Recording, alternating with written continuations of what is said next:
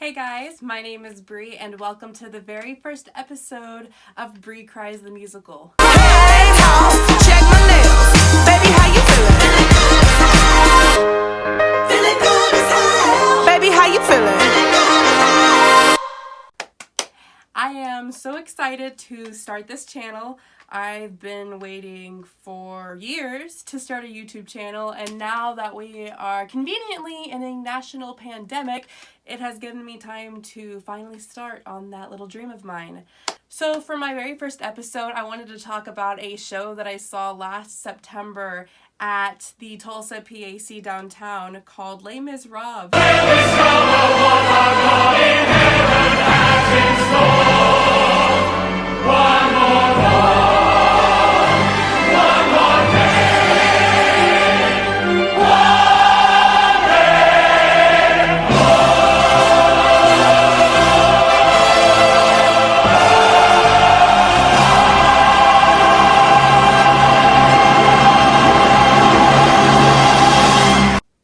About how I got to see Les Miserables. My mom's coworker had an extra ticket and she didn't necessarily want to see it because it was so sad. And I've never seen it before, so I'm like, heck yeah, more theater, new theater, I'm all for it. I go, I see the show downtown by myself right before I go into work, and boy, was that a mistake.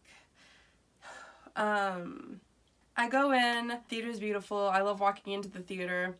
I go, I find my seat, it's an orchestra seating, so I had the nice luxury of having that seat.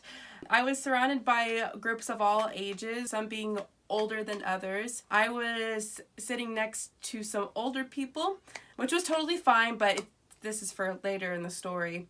Les Mis starts, beautiful, I love the story. I'm getting a little irritated because people are coming in as the show has already started, and this is like minutes, like 10 to 15 minutes into the show, and people are still coming in, and I'm in orchestra seating, and people in front of me are still coming in late, and it's like, you know what time the show starts. Why don't you get there on time so you don't ruin it for everyone else? Whatever. Back to the story. So I was sitting there, it is kind of ruining my experience. This show... Can you hear that cat screaming? Precious. What? Anyways, where was I? Yeah, people are very rudely walking in front. I was still able to focus on the show, thank goodness. What was going on stage, it's kind of confusing because it's one of those musicals where it's all song. There's nothing wrong with that. I love shows like that, Phantom of the Opera. But it's hard to pay attention, especially if people are walking in front of you as you're trying to like hear what they're trying to sing, and these people are walking in front of you with their flashlights and their alcoholic beverages. This seat is mine, no, this is the other seat. Like, you're supposed to figure this out before you come in the theater. Please don't ruin this for me. It's the first time I'm seeing it. But on goes the show. Up comes the part where there is a torch on stage with a real lit flame, and it makes it look cool and more realistic and everything, and I get it, but they weren't really thinking about the smoke that comes from it, or they were, and there's just nothing that you can really do about it because, you know, the prop's cool, it's realistic looking.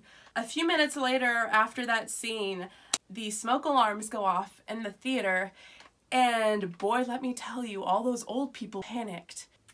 We were all getting up, we were all like pushing, trying to get out of the auditorium as fast as we could. With most of the audience being elders, it was a lot harder for us to move out of the theater because it's more difficult for them to move fast in a crowded space like that, which is completely understandable. But people were freaking out, some people were getting more anxious than others. The people next to me were kind of yelling at the crowd, wanting us to hurry up, but it was kind of difficult because we were literally like in the middle of the theater in the orchestra row. We had really good seats.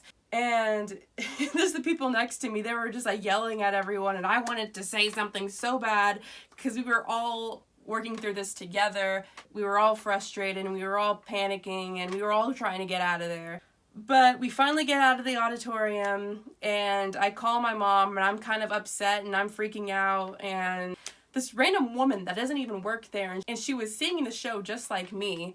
She was pulling on my shirt, and she told me to keep moving, and I was on the phone with my mom, and who are you, lady? Why are you trying to tell me what to do? We were all freaking out, but anyways, the show ended up being fine. Nothing burned down. The theater was okay. We all went back into the auditorium. Some of the people got freaked out by the fire alarm and they didn't return back.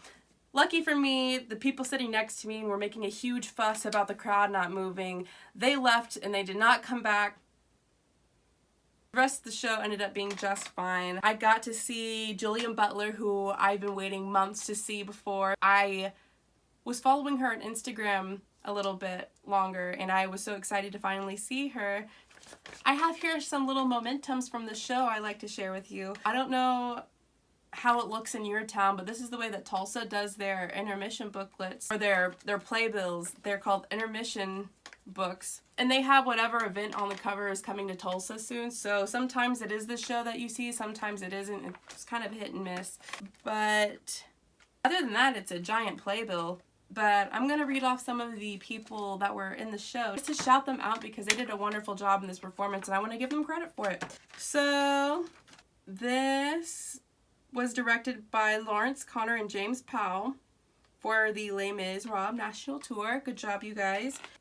Okay, so I am so sorry if I butcher some of these character names because I've only seen the show once. I can't really say it all that well, but I will definitely work on it. But Jean Valjean was played by Nick Cartel. Javert was Josh Davis. Fantine was played by Mary-Kate Moore. Eponine was played by Paige Smallwood. Cosette played by Jillian Butler. And Marius played by Joshua Grosso. So there was a lot of other people in here, but those are some of the main characters and the directors. I'm sorry if I didn't mention you, but if you were a part of the touring cast of Les Mis in September of 2019 and you came to Tulsa, you did a wonderful job, and thank you so much for your art. Oh, here's also my little ticket stub from whenever I saw the show.